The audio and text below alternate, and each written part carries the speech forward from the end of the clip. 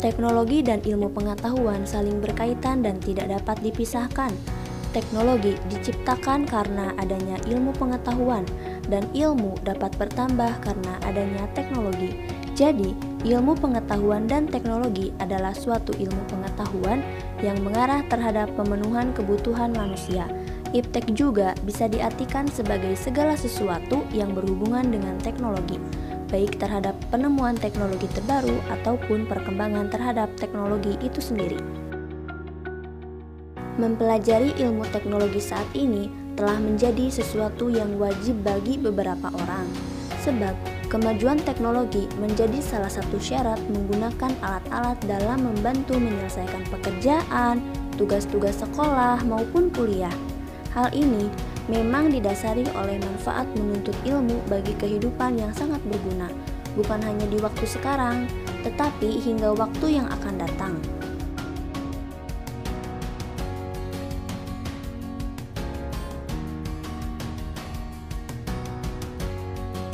Contohnya, perkembangan teknologi pendidikan menjadi faktor penting dalam menyelesaikan masalah pendidikan saat pandemi COVID-19.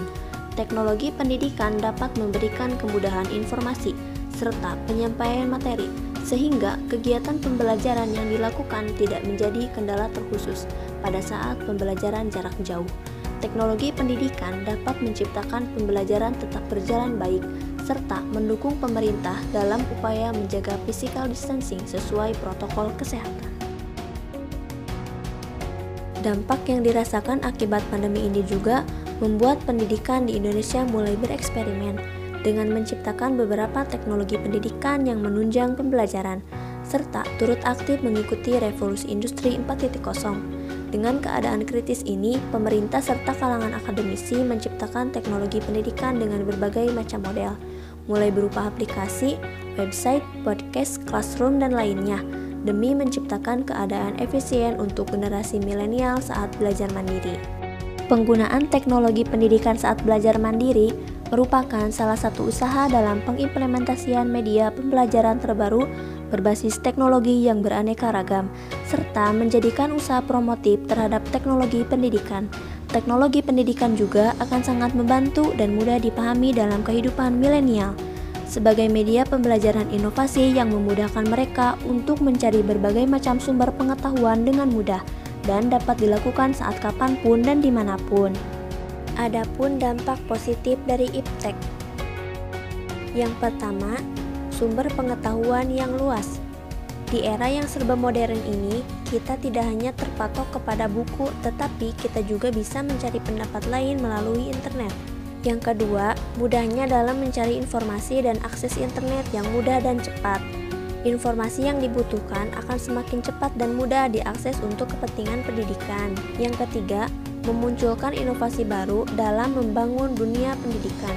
Inovasi dalam pembelajaran semakin berkembang dengan adanya inovasi e-learning yang semakin memudahkan proses pendidikan. Selain dampak positif, ada juga dampak negatif dari iptek.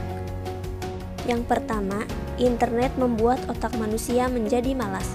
Keberadaan internet malah membuat manusia meragukan pengetahuan yang dimiliki serta ingatannya sendiri, yang kemudian memberikan dorongan kepada seseorang untuk melakukan pengecekan kembali melalui internet. Alhasil, otak menjadi malas bekerja untuk mengingat sesuatu. Yang kedua, terbiasa dengan budaya instan. Siswa menjadi terbiasa dengan budaya instan karena segala sesuatu yang serba cepat dan praktis. Yang ketiga, kurangnya interaksi sosial.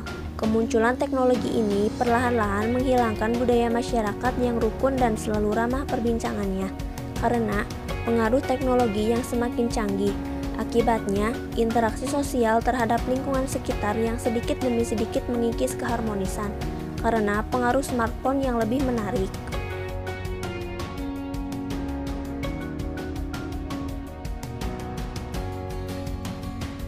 Teknologi dianggap sebagai alat manusia untuk mengeksploitasi alam.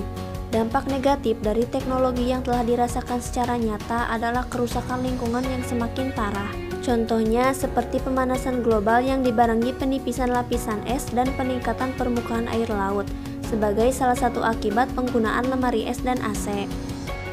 pencemaran lingkungan akibat penggunaan pestisida dan bahan kimia berbahaya, kelangkaan sumber daya alam sebagai salah satu akibat eksploitasi lahan dengan penggunaan traktor, dan terganggunya ekosistem sebagai salah satu akibat pembuangan bahan kimia berbahaya.